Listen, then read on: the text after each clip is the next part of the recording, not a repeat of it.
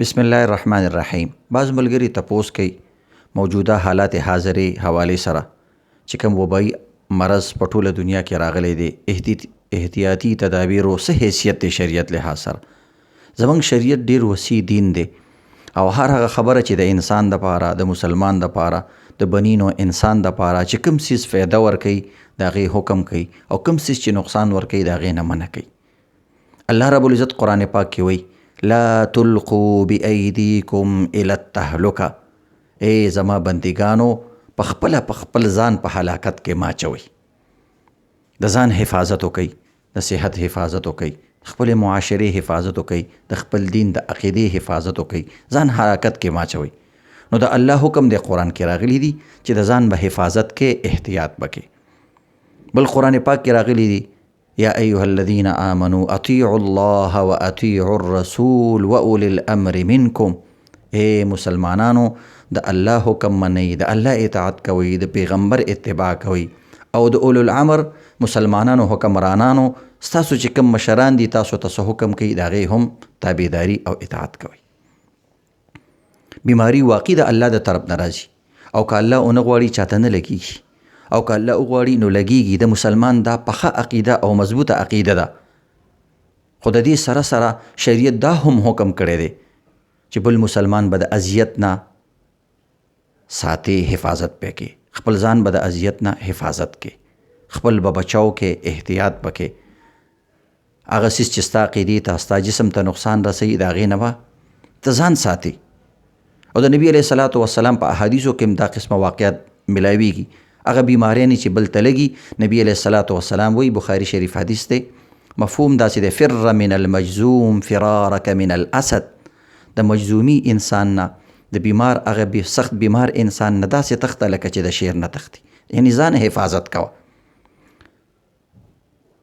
او دغه رنګې نبی علیه السلام له یو وفد رالی او هغې ته که یو بیمارو، نبی علیه الصلاة والسلام سره لاس هم میلاو نه کو، د بیعت لاس به ټولو سره لاس نیوه به کوله. نبی علیه السلام ورته وفرمیل هغه ته انا قد بایعناک فرجع، مسلم شریف حدیث دی. وایي زه موږ تا سره بیعت کړی دی، ستا د لاسنیوي ضرورت نشته، یعنی غایبانه موږ تعالی تا سره بیعت کړی دی. دغه رنګې عزتمندو حضرت حسین رضی الله تعالی عنہ د نبی علیه الصلاة والسلام نه نقل کوي، مجموع الزوائد کې دا حدیث پاک دی چې نبی علیه الصلاة والسلام فرمایي لا تدیم النظر الی المجزومین، تاسو مجزومی انسان ته، بیمار انسان ته ډیر ګورئ مه. د دې نه دا معلومه شوه چې بعضې بیماریانې نزدېکت سره، ډیرو کتلو سره هم انسان باندې اثر کوي. او نبی علیه الصلاة والسلام فرمایي فلیکن بینکم و بینهم قید رمح، تاسو د یو نیزې په مقدار باندې د هغې نه لرې اوسیږئ. نو قرآن احادیثو کې د احتیاطي تدابیرو انتهایی تاکید راغلی او زمونږ د عمراو د مشرانو حکم هم دی.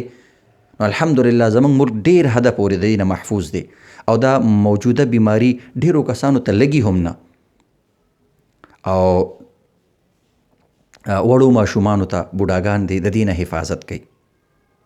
نو چې کوم احتیاطي تدابیر دي، ماسک اچول جماعت کې ماچولی شي، مونځ کې ماچولی شي، عام حالاتو کې ماچولی شي. خپلو سره چې کوم دی الیک سلیک لږ کم کو، صرف سلام کو، سلام خور کو، او دغه رنګې ډېر لاسونه میلاوېدل د دې نه هم پرهیز وکړو. دا دې خاص اوقاتو کې، عام حالاتو کې به په دې سنتونو باندې عمل کوو. خو په دې کې نبي علیه السلام خپله یو کس سره لاسنیوی نه دی کړی او د دې اجازت موږ ته راغلی دی، نو لہذا احتیاط به کوو. او دغه رنګې چې کوم دی کانی پینی اشیاو کې، د ټولو څیزونو کې به جماعت کې ډیر راجمع کېدل، نورو محفلونو کې ډیر راجمع کېدل، د دې نه به حفاظت کوو، ډیر به نه میلاویږو. جماعت کې لږ ساعت تېرول او دغه رنګې چې کوم دی لږ فرض مونځ کول، مختصر مونځ کول، د دې ټولو څیزونو شریعت کې اجازت راغلی. دې پورې شریعت کې اجازه راغلی، فقهاو بیان کړي چې کوم انسان داسې بیمار وي چې هغه ته خلکو ته ګن راځي، کرکه راځي، یا سخت بیمار دی بل ته لګي، هغه به جماعت ته مونځ نه راځي. نو په دې خاص اوقاتو کې چې کوم کس بیمار دی یا ډیر بوډا دی یا ماشوم دی، هغوی له پکار دا دي چې هغوی کورونو کې مونځ کوي. او نور چې کوم تندرسته کسان دي باقاعده جماعت ته راتګ پکار دی، ځکه د جماعتونو الله بلاګانې لرې کوي، د جماعتونو د وجې نه الله رحمتونه برکتونه را نازلوي. نو عام معمول مطابق به مونځونه کیږي، ادا کیږي به. خو چې کوم بیماران کسان دي، ضعیف کسان دي، ماشومان کسان دي او دغه رنګ کورونو کې نورو ځایونو کې ودونه او د دې ټولو جمکټونه او راجمع کېدلو هجوم نه پرهیز وکړو، ځکه مسلمانان حکمرانو زموږ د مشرانو دا حکم دی. العلم علمان، علم الادیان و علم الابدان. دو علمونه دي، یو د دین علم، یو د بدن علم. دا د بدن ډاکټران مشران زموږ خیرخواهي لټوي، نو د دې چې کوم احتیاطي تدابیر بیانوي په هغې باندې موږ او تاسو عمل وکړو، او چې کوم څیزونه منې کوي د هغې نه ځان منې کړو او یو بل باندې رحم وکړو، ځکه زموږ د وجې نه بل مسلمان ته بیماري ولګي، اذیت کې تکلیف کې مبتلا شي او د مسلمان د تکلیف نه منه راغلی ده او هغه له په کور کې مونځ کول افضل دي. الله رب العزت دې موږ ټول له د عمل کولو توفیق راکړي، او الله رب العزت دې زموږ دا بلا چې کوم زموږ ملک کې لږه ډېره ده، په نورو ملکونو کې ده، نورو خلکو ته هم دعاګانې کولی شي، کافر ته هم د خیرخواهي دعا انسان کولی شي چې یا الله د بیماري نه او د دې وبایي امراضو نه الله هغوی له حفاظت ورکړي. که کوم مسلمان دی کې مړ شو، الله د شهادت مرګ له ورکړي. نو موږ به د مریض نه ډېره کرکه هم نه کوو. ډاکټران چې کوم د دې علاج کوي هغوی ته به ډېر زیات ثواب میلاویږي. خو حکومت له دا پکار دي چې به یې ځای په ځای باندې سپری وکړي.